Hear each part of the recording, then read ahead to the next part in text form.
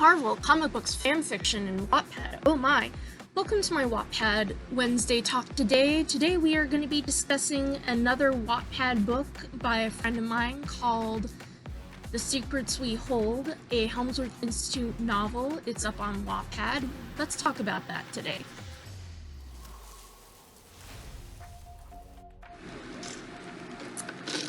Hello everyone, happy Wednesday. Today we're going to be discussing, like I said, my friend's Wattpad novel, The Secrets We Hold. Now, if you happen to be a fan of comic books, Marvel, comic book movies, or stories with time travel, fan fiction, chances are this book will be for you. It's definitely something that's enjoyable right now. It's up on Wattpad exclusively. It is about, I want to say, let me take a look, about 11 parts long. It's continuing, even though it doesn't seem like there's a lot of chapters. It's actually really long. I think my friend actually writes it, and I think sometimes she's gotten over to 5,000 words within just one chapter. So it's definitely something you should look into. It's a lot of fun. If you happen to be a comic book fan, whether you're a teenie, probably anyone from 7th grade into high school, you should be okay. However, the story is rated mature, so if you do happen to be younger, it's probably something you should read with your children. If you happen to be an adult, read it with your kids.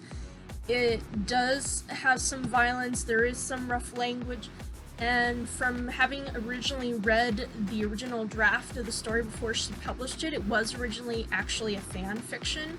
There was some sexual content. It wasn't overly graphic by any means, however, still sexuality or sensuality is something that's kind of still taboo. So if you happen to be younger, like between the ages of 13 and 14 or even younger, it's probably something you will want to read with your parents or discuss with your parents while you read it. Now, it definitely is a science fiction comic book novel. It kind of pays homage to the Marvel Cinematic Universe, and like I said, as someone who has originally read the fan fiction version that my friend was originally writing, I can tell you there are parallels between Marvel movies and what's going on within the story itself. There are some parallels. I'll look at the character and say, oh, I can see the basis for this character, and so on and so forth. It's, like I said, it's a continuing story. There's only 11 parts, but it is very dense material-wise, so there's a lot to kind of go through. However, it's very exciting, it's action-packed, it's fast-paced, even though there's only a few parts, and it kind of always keeps you guessing. You never quite know what to think of characters.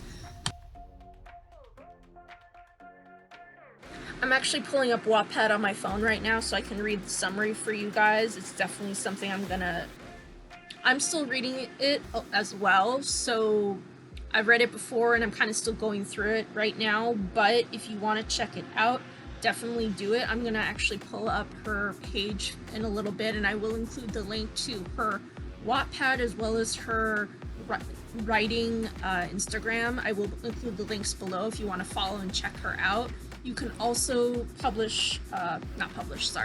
can also read some of her other stories on Wattpad as well as on Amazon, but I'll save that later for the review and I'll discuss it a little more, but I'm just going to give you a breakdown or the summary of the story, so if I can find it on here. It's going to take me a minute, so give me 1 second.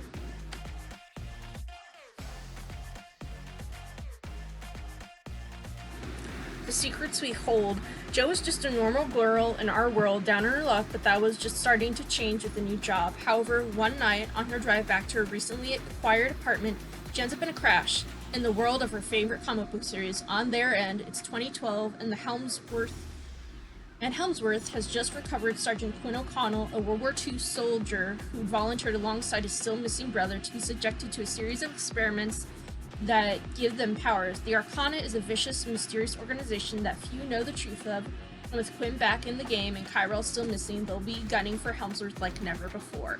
So that just gives you a very brief rundown of the story, and like I said, there is a lot going on, and there's a lot to kind of look through, but it's definitely a book I would recommend, even though It's very long and there's like a lot of details. As far as world building goes, Jordan does a great job, or Raytheon Angel Eyes, she does a great job of world building and building on characters and kind of peeling back the layers to kind of see the humanity or inhumanity of the characters, whether they're the villain or the main characters. Right now, within the story, and I'll probably discuss this a little bit later, the main character is a little bit, she seems more like a side character. She's kind of the, she kind of feels like she's just a sender there and she's just there, but she'll eventually come into her own, so that's something to look forward to. But I'll discuss that more within my actual book review. I'm still getting used to doing my Wattpad Wednesday talks, so just bear with me as best as you can, okay? I'm gonna now get into more of the review aspect here, and we'll go from there.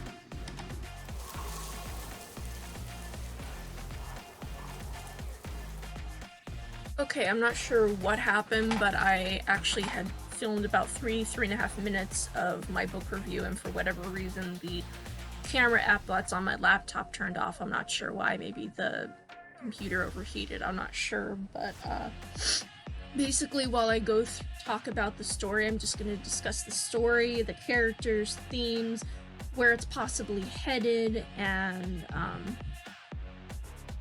just certain things that I noticed or liked, and I thought the author did very well.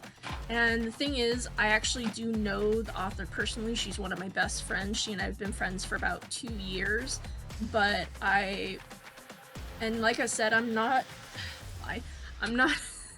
I'm still getting used to doing Wattpad Wednesday. This is something new for me, so I'm not used to sitting in my room looking at a camera and talking, so.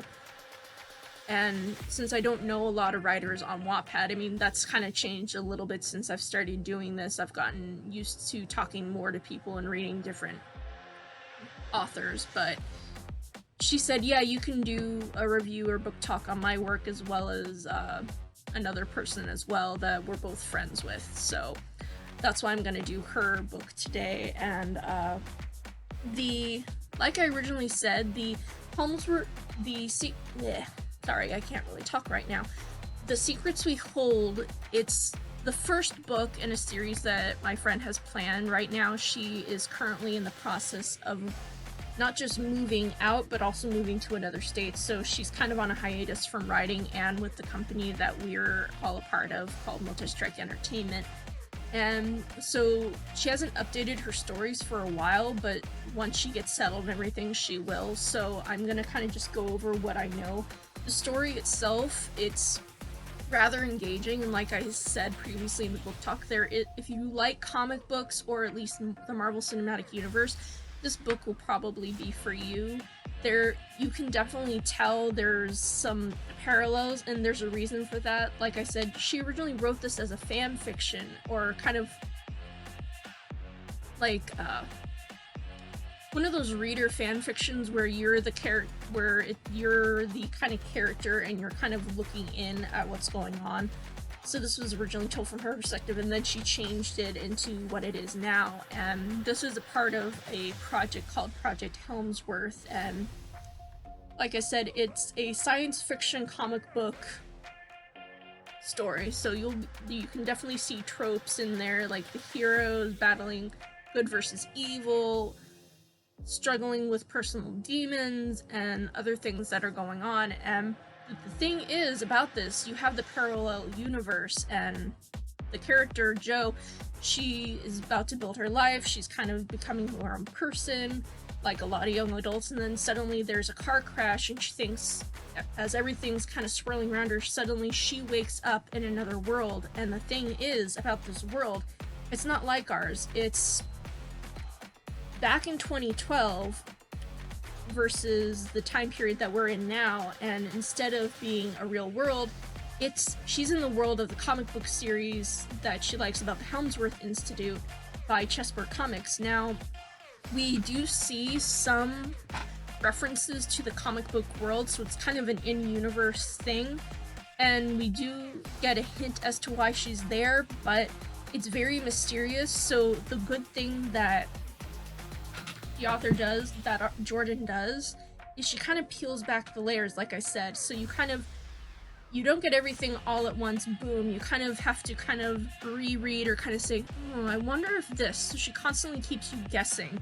Now, in terms of the characters, they're very relatable and engaging, and they're kind of enigmatic, especially with Jo, because you kind of look at her and go, okay, she's kind of ordinary, she's young, she's kind of out of her depth, and you don't really know what she is, and so far we kind of just see her enter the world, and she's kind of panicking, and then it's having to deal with, okay, I'm in the year 2012, but instead of it being my going back in time, I've traveled to another dimension where my favorite comic books and comic book characters are real, where there's an even worse threat than what we're dealing with in our other world, our world, I guess you could say. So she's kind of trying to grapple with all that, so we haven't really seen her kind of come into her own and evolve, so she kind of seems, I don't want to say one-dimensional, but right now she's just kind of there, and everything else is kind of going on around her, and you kind of actually do see what's going on with the other characters, including the characters that are kind of like I said, you can find people that you look at them and go, okay, I can see that person being Tony Stark, or I can see that person being Hawkeye or Natasha Romanoff, Black Widow. You can see those parallels there, but they are not Marvel characters. They are their own separate thing, and you kind of go, well, that's interesting. You kind of see the depths, and you kind of wonder, okay, but the writer doesn't give you everything. It's very mysterious, so we're kind of starting to learn as Jo is learning, and we're also kind of seeing what's going on that she doesn't know about, which is really fantastic. Now,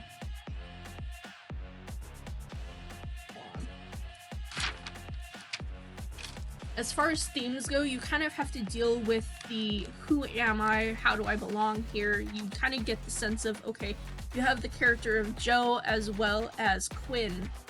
Now, she's from parallel world, and he's originally from World War II, and he's kind of grappling being in the modern era, because he's, from the 1940s. Jo is from, like, late 2000 teens, early 2020, and comic books are cool, but they're not, you don't see superheroes like you do in TV shows like The Boys. You don't see, or even, like, Disney's, like, series that they have going on, or the Marvel Cinematic Universe. They're not real. It's just something fiction that you can kind of enjoy and escape. So another thing that is very big here, besides the character's sense of displacement, is anxiety and mental health. Now, mental health and anxiety or depression, they can kind of be taboo subjects, but it's something that everyone at one point, whether you're young or older,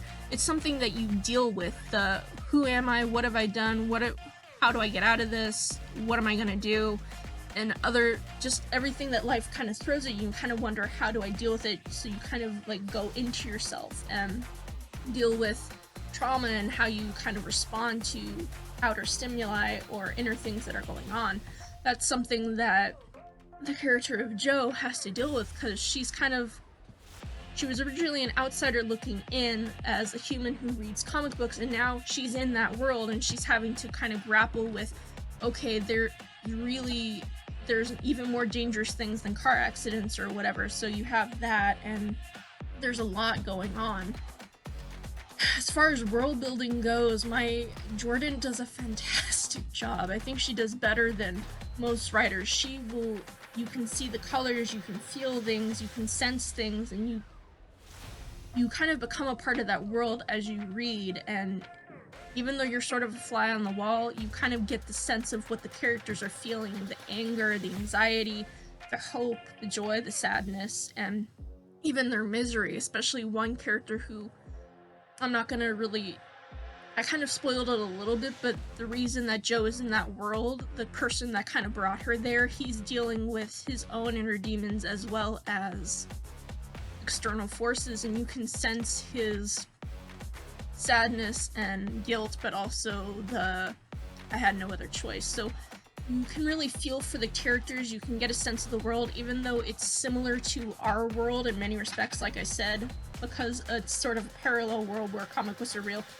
You have a very real world. You have Washington, D.C., you have other markers there, like landmarks and such, that you can actually sense, so you do have that. And as far as the writing goes, it's not dull. Jordan has this... She has a gift, okay? Even when I read my own stories or write, I kind of go, wow, she does a really good job on bringing you in, and honestly, I think she's very talented that way, and it's kind of sad that you can get her books, like I said, on Amazon or Lulu, Amazon ebooks, Kindle. You can get them there, and the thing is, she's so talented, I really wish more people would read her work. So when you have the chance at the end of this, watching my video, go to her Wattpad, read her books, like, share, comment, offer, critiques if you want to, positive feedback, or follow her on Instagram at Project Arathia.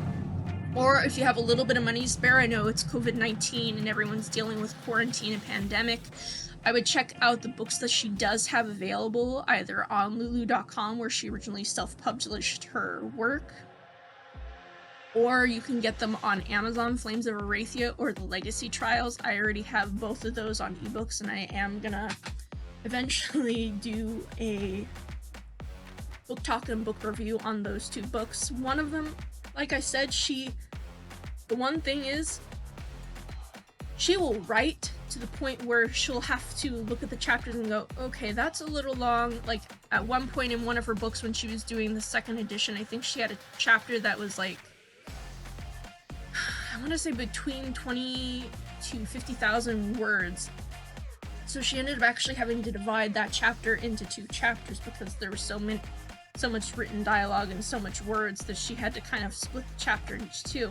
So I would definitely check her out when you get the chance. Thank you for watching my book talk, book review. I know I'm kind of rambling a little bit here, but fingers crossed I get better at time doing this. And next week, I actually will be doing a book by Lori Wrights, or Lori Beth 5, on Wattpad. And I was originally going to do a Dormant Howl clan history, however, I read one of her other books, and I decided to change it. So instead of doing a Dormant Howl, I'm going to be doing Class of 95. And it is a romance novel, but it's really well written, and I really enjoyed the story, and it kind of deals with what do you do when you have a second chance at love, or being with the person you fell in love with in high school. If you have that chance, would you go for it or not? So I'll talk to you guys later. Hope you have a great evening. Anyway,